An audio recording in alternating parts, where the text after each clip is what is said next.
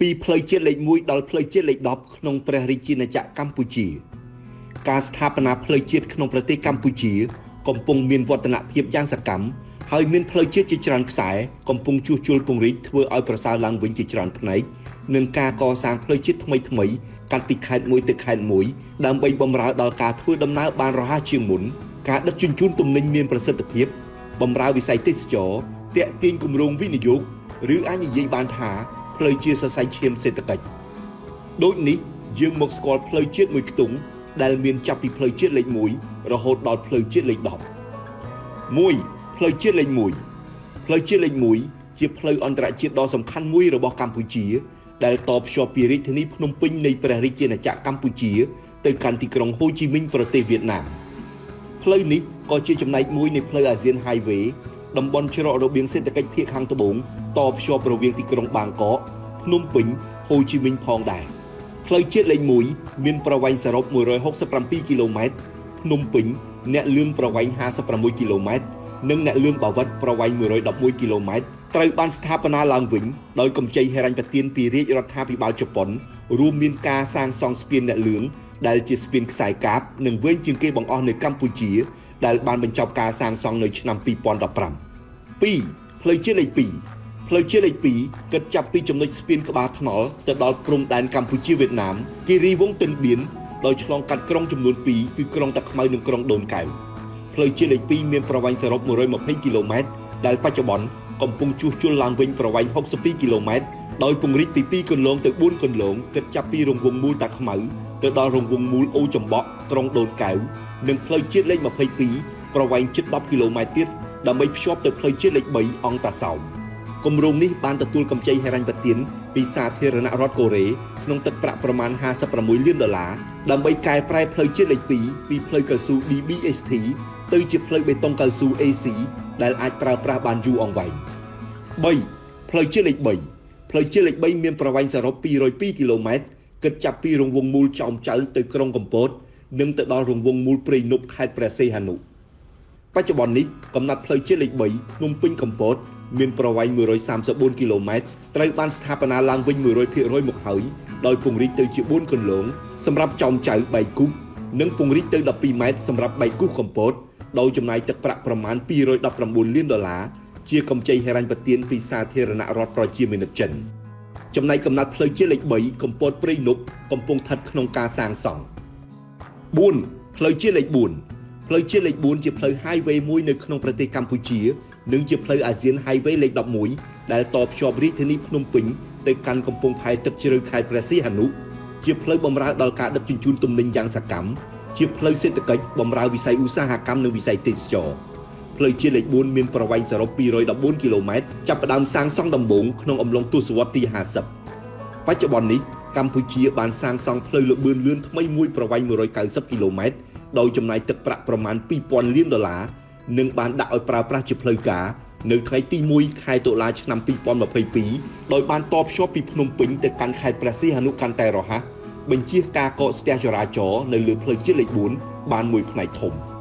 5. ផ្លូវជាតិលេខ5ផ្លូវជាតិលេខ5មានប្រវែងសរុប407គីឡូម៉ែត្រគិតចាប់ពីគល់ស្ពានជ្រោយចង្វាទៅដល់ច្រកទ្វារព្រំដែនអន្តរជាតិកម្ពុជាថៃប៉ោយប៉ែតបានខ្លងលឹកឆ្លងកាត់ខេត្តជាច្រើននៅជុំវិញបឹងទន្លេសាបជាផ្លូវជាតិដ៏សំខាន់សម្រាប់ដឹកជញ្ជូនទំនិញរវាងកម្ពុជាថៃនិងជាផ្នែកមួយនៃផ្លូវអាស៊ាន Highway លេខ1ផងដែរដោយបានតភ្ជាប់ពីប្រទេសចិនភូមា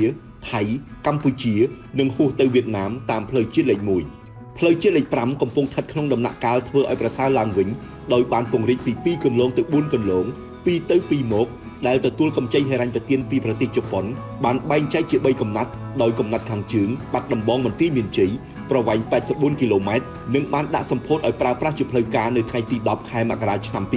2021ចំណែកភាគកណ្ដាលបាត់ដំបងឃ្លាមកអមខេត្តពោធិ៍សាត់មានប្រវែង146គីឡូម៉ែត្រនិងភាគខាងត្បូងឃ្លាមកអមខេត្តពោធិ៍សាត់ព្រៃក្តាមខេត្តកណ្ដាលមានប្រវែង135គីឡូម៉ែត្រកំពុងស្ថិតក្នុងដំណាក់កាលសាងសង់ 6. ផ្លូវជាតិលេខ6ផ្លូវជាតិលេខ6ជាផ្លូវបម្រើវិស័យទេសចរណ៍យ៉ាងសំខាន់ក្នុងប្រទេសកម្ពុជានិងជាផ្នែកនៃផ្លូវអាស៊ាន Highway លេខ11ផងដែរបានតភ្ជាប់ពីរាជធានីភ្នំពេញទៅកាន់ខេត្តមួយចំនួននៅជុំវិញបឹងទន្លេសាបដូចជាខេត្តកំពង់ធំខេត្តសៀមរាប និងឆ្ពោះទៅដល់ខេត្តបន្ទាយមានជ័យផងដែរផ្លូវជាតិលេខ6មានប្រវែងសរុប416គីឡូម៉ែត្រដោយកំណត់ផ្លូវជាតិលេខ 6A ភ្នំពេញស្គុនកំពង់ចាមប្រវែង73គីឡូម៉ែត្រមានសភាពធំទូលាយបើកបរបាន4គន្លង 7. ផ្លូវជាតិលេខ 7 ផ្លូវជាតិលេខ 7 បានបំបែកចេញពីផ្លូវជាតិលេខ 6 ត្រង់ចំណុចស្គុនដោយឆ្លងកាត់ខេត្តមួយចំនួនធំនៅតាមដងទន្លេមេគង្គរហូតទៅដល់ព្រំដែនកម្ពុជាឡាវហើយក៏ជាផ្នែកនៃផ្លូវអាស៊ាន Highway លេខ 11 ផងដែរផ្លូវជាតិលេខ 7 មានប្រវែងសរុប460គីឡូម៉ែត្រដែលគិតចាប់ពីក្រចេះស្ទឹងត្រែងប្រវែង93គីឡូម៉ែត្រត្រូវបានស្ដារឡើងវិញទៅជាផ្លូវបេតុងកៅស៊ូ AC រួចរាល់ហើយចំណែកកំណត់ផ្លូវជាតិលេខ 7 ចាប់ពីស្គុនទៅក្រុងកំពង់ចាមនិងពង្រីកទៅជា4គន្លងក្រាលបេតុងកៅស៊ូ AC ផងដែរ 8. ផ្លូវជាតិលេខ 8 ផ្លូវជាតិលេខ 8 ជាផ្លូវជាតិថ្មីមានប្រវែង125គីឡូម៉ែត្រចាប់ពីផ្លូវជាតិលេខ 6 ស្ពានព្រែកតាមាក់ទៅដល់ផ្លូវជាតិលេខ 7 ត្រង់ចំណុចស្រុកពញាក្រែកខេត្តត្បូងឃ្មុំឆ្លងកាត់ខេត្តចំនួន3គឺខេត្តកណ្ដាលព្រៃវែងនិងត្បូងឃ្មុំមានតម្រូវការខ្ពស់លើការដឹកជញ្ជូនទំនិញនិងធ្វើដំណើរឆ្លងកាត់ទៅខេត្តផ្សេងទៀត 9. ផ្លូវជាតិលេខ 9 ផ្លូវជាតិលេខ 9 ជាផ្លូវជាតិថ្មីដែលមានប្រវែង142គីឡូម៉ែត្រតភ្ជាប់ពីខេត្តស្ទឹងត្រែងនិងខេត្តព្រះវិហារស្ថិតនៅក្នុងតំបន់ទន្លេមេគង្គដែលបានស្ថាបនានៅឆ្នាំ2011ក្រោមកម្ចីហិរញ្ញប្បទានពីសាធារណរដ្ឋប្រជាមានិតចិនប្រមាណ$50 លាននិងសាងសង់ស្ពានមិត្តភាពកម្ពុជាចិនមេគង្គប្រវែង1700ម៉ែត្រសម្ពោធកាលពីឆ្នាំ2015ផងដែរ 10. ផ្លូវជាតិលេខ 10 ផ្លូវជាតិលេខ 10 ជាផ្លូវជាតិថ្មីឆ្លងកាត់តំបន់ភ្នំភាគខាងលិចប្រទេសកម្ពុជាពីខេត្តបាត់ដំបងពោធិ៍សាត់រហូតមកដល់ខេត្តកោះកុងផ្លូវជាតិលេខ 10 មានប្រវែងសរុប197គីឡូម៉ែត្រទទឹង9ម៉ែត្រដែលតភ្ជាប់ពីស្រុកសំឡូតខេត្តបាត់ដំបងមកកាន់ស្រុកវាលវែងខេត្តពោធិ៍សាត់រហូតមកដល់ខេត្តកោះកុងដោយឆ្លងកាត់តំបន់ភ្នំនិងអូរជាច្រើននិងមានសាងសង់ស្ពានឆ្លងកាត់ចំនួន51កន្លែងការសាងសង់ផ្លូវជាតិលេខ 10 ទទួលបានកម្ចីហិរញ្ញប្បទានពីសាធារណរដ្ឋប្រជាមានិតចិនប្រមាណ$188 លានដោយសាងសង់ផ្លូវបេតុងកៅស៊ូ AC ផ្លូវជាតិនេះជាផ្លូវយុទ្ធសាស្ត្រតាមបណ្ដោយខ្សែក្រវ៉ាត់ព្រំដែនកម្ពុជាថៃភាគខាងលិចអាចកាត់បន្ថយរយៈពេលធ្វើដំណើរពីខេត្តបាត់ដំបងមកកាន់ខេត្តកោះកុងរយៈពេលជាង5ម៉ោងដោយមិនចាំបាច់ឆ្លងកាត់រាជធានីភ្នំពេញនោះទេផ្លូវជាតិនេះក៏មានសារៈសំខាន់ចំពោះវិស័យទេសចរណ៍ផងដែរ